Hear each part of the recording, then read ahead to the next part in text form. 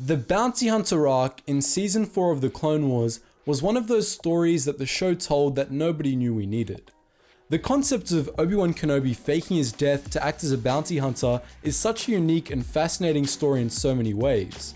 But today, we're just going to deal with one of those ways, and that's how it relates to Anakin Skywalker. In particular, the contribution that the arc made to his fall to the dark side.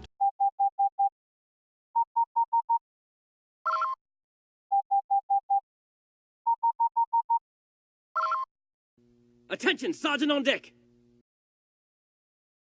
The Jedi Council, in hopes of keeping its plans secret, neglected to inform anyone about their plan to fake Kenobi's death. This meant that Anakin was under the impression that his master had truly been killed by an assassin, and it had a profound effect on the young Jedi Knight, akin to the effect of losing his mother. Anakin's barely masked fury over what he thought was Obi-Wan's death nearly ruined the Council's plan, as he became dead set on tracking down Kenobi's alleged killer, who of course Obi-Wan was disguised as. One of the biggest reasons for Anakin's fall to the dark side was his disillusionment with the Jedi Order. This, in fact, was actually what pushed him over the edge.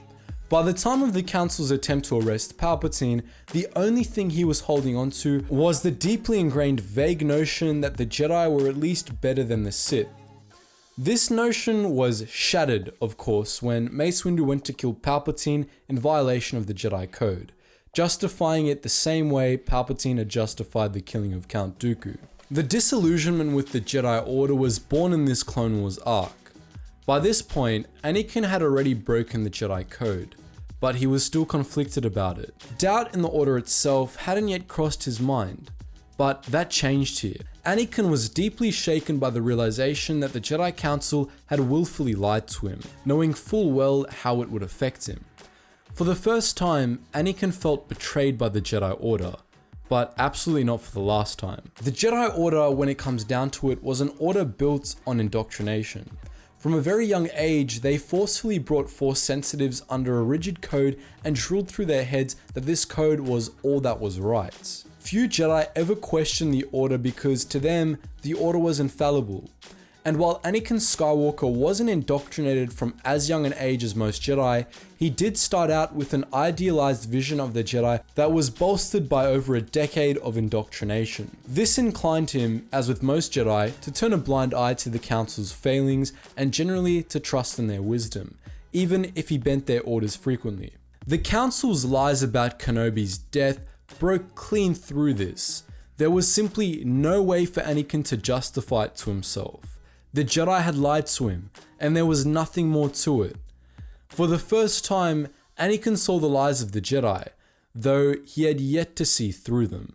It shook his confidence in the Order, and the doubt that arose in its place would only be strengthened over the course of the second half of the Clone Wars, when Anakin bore witness to many more cases of dishonesty and bad judgment on the part of the Council.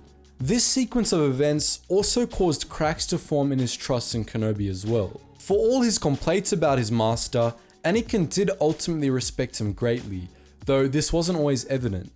Kenobi was the father Anakin never had, even when they stopped being master and Padawan. But this arc showed to Anakin that Kenobi too was capable of willfully lying to him like this, and it shook his confidence in Kenobi as well. This was built on less over the course of the war, but it certainly helped Anakin accept the notion that Obi-Wan had betrayed him during his fall to the dark side. So there you have it. Obi-Wan's mission to stop the plot to kidnap Palpatine was a major stepping stone in Anakin's path to the dark side. But what do you think? Did we miss any major details here? Feel free to post your thoughts in the comments section below. And just before you go guys, make sure you check out all those links in the description below, including my second history channel, where we're posting weekly videos of interesting historical events that I'm sure many of you history fans out there will definitely appreciate.